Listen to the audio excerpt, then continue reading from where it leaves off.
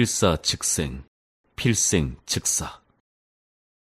벽파진에서 전라 우수영으로 진을 옮긴 이날 9월 15일, 이순신은 장수들만 따로 불러놓고 결사의 메시지를 전달했다. 병사들은 모으지 않고 쉬게 했다. 장수만 모았다는 근거는 이날의 난중일기에 나와 있다. 모든 장수를 불러 모아 약속하기를. 이순신의 배려와 지혜를 읽을 수 있다.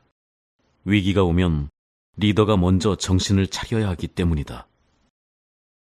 병사들은 쉬게 해서 힘을 축적해 두어야 한다. 명량해전 하루 전이다. 병법에 이르기를 반드시 살고자 하면 죽게 되고 죽고자 하면 살 길이 열린다고 했다.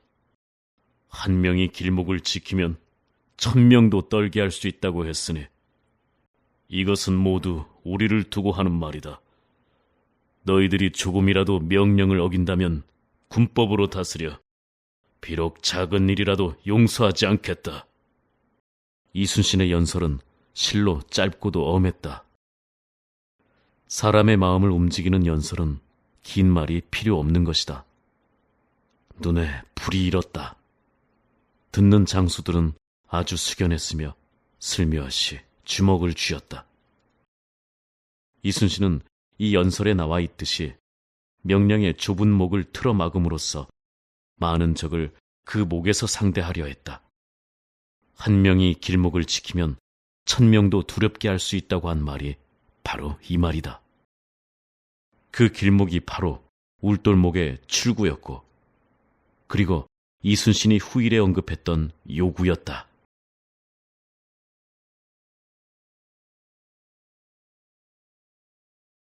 신인의 등장. 이순신이 얼마나 걱정하고 또 고민을 했는지 이날 밤 아주 특별한 꿈을 꾸게 된다. 역시 9월 15일자의 난중일기이다. 이날 밤 꿈에 어떤 신인이 나타나서 이렇게 하면 크게 이기고 저렇게 하면 진다고 가르쳐 주었다. 신의 사람, 즉 신인이 나타난 것이다. 역사를 보면 어느 한 민족이 멸절의 위기에 처해 있을 때 하늘은 반드시 어느 한 사람을 택해서 그 민족을 구원시키는 장면이 나온다. 이순신이 바로 그런 사람이었다. 여기서 신인이 이순신에게 어떤 구체적인 지시를 했는지는 알 수가 없다. 그러나 이순신 그 자신만은 뭔가를 깨우쳤을 것이다.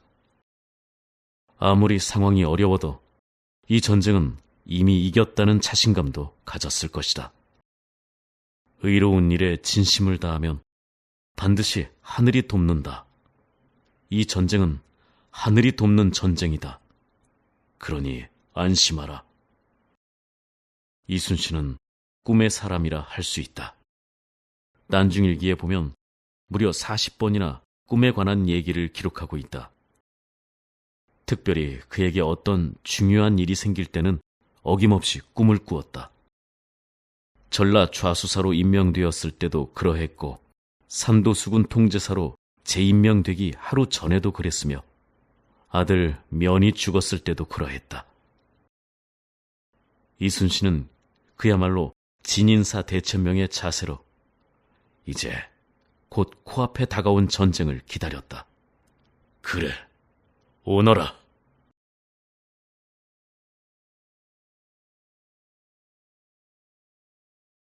이순신이 기습을 당하다. 드디어 운명의 9월 16일, 양력으로 보면 10월 25일.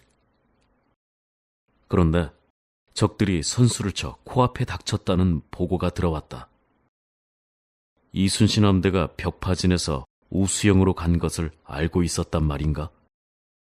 이들은 명량 해협을 통과해서 곧바로 이순신 함대 근처까지 바짝 들어온 것이다.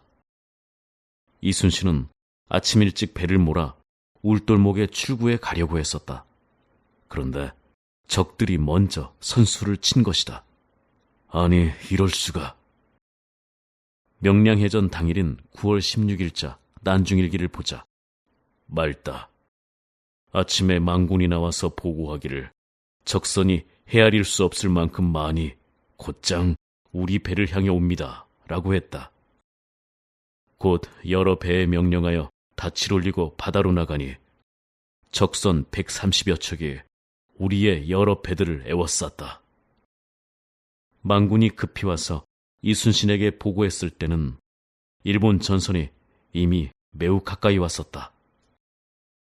즉 적선 130척, 회옹아 제선, 즉 곧 적선 130여 척이 아군의 여러 배들을 에워싸려 한 것이다. 여기서 회옹이라는 특이한 한문이 나오는데 이것은 에워싼다는 말이다. 그러니까 이미 좁은 울돌목을 통과하여 약간은 넓은 바다에서 조선 전선을 에워싸고 있는 양상을 말한다. 명량해전이 너무나 기적같이 진행되었기 때문에 많은 자료에서는 명량해전의 서전을 잘못 해석하기도 한다. 이순신이 직접 기록한 당일의 위 난중일기 기록을 자세히 보면 미리 이순신의 함대가 울돌목에 나가서 기다렸다고 하는 어떠한 단서도 찾을 수 없다.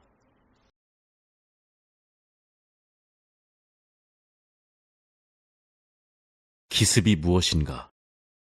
망군의 보고를 받고 급히 출전하자 일본 수군은 어디까지 왔었는가? 그렇다. 일본 수군은 그 선두가 울돌목을 통과하고 양도 앞바다에까지 왔던 것이다. 양도는 이순신이 머물고 있었던 우수영에서 얼마 떨어지지 않은 작은 섬이다. 양도 앞바다에 도달한 일본 수군은 곧 이순신의 전선을 커다란 반원을 그리며 주변에서 에워싼 것이다. 충격! 이순신은 보고를 받자마자 급하게 서둘러 배를 이동시켰다. 난중일기의 기록에만 의존하여 본다면 이순신은 이때 일본 수군에게 완벽하게 기습을 당한 셈이다. 그야말로 허를 찔린 것이다. 지금까지 수많은 해전을 했지만 기습을 당한 것은 처음이었다. 여기서 기습이 무엇인지 정확히 이해할 필요가 있다. 그래야 비로소 납득이 된다. 군사 용어 사전에 의하면 기습이란 적이 예상하지 못한 시간, 장소, 수단, 방법으로 타격하는 것을 말하고 있다. 그런데 여기에 더 중요한 의미가 있다. 이렇게 예상치 못하게 당하는 것도 기습이지만 비록 알았다 하더라도 효과적으로 대응하지 못할 때도 기습을 당했다고 말하는 것이다. 그러니까 이순신의 입장에서는 혹여 적의 공격을 미리 알았다 하더라도 그 공격에 대해 효과적으로 대응하지 못했으니 그것을 두고 기습을 당했다고 말한 것이다. 효과적으로 대응하지 못했다는 근거는 본래의 보관대로 미리 울돌목에 나가서 일자진으로 기다리지 못했다는 것이고 적이 바짝 들어왔을 때 장수들이 허둥대며 즉각적으로 전투에 임하지 못했으니 효과적으로 대응하지 못했다는 것이다. 그렇기 때문에 이순신은 결국 기습을 당한 셈이다. 누구보다도 정보의 중요성을 잘 알아서 적정 파악을 최우선으로 했고 사방팔방으로 망군과 초탐선을 보냈던 이순신이 아니었던가. 그런데 이번에는 제대로 허를 찔렸다. 당시에 비록 초탐선 32척이 있었고 망군들도 활용을 했었지만 최후의 일전을 준비했던 일본 수군이 재빨리 동작을 취했다.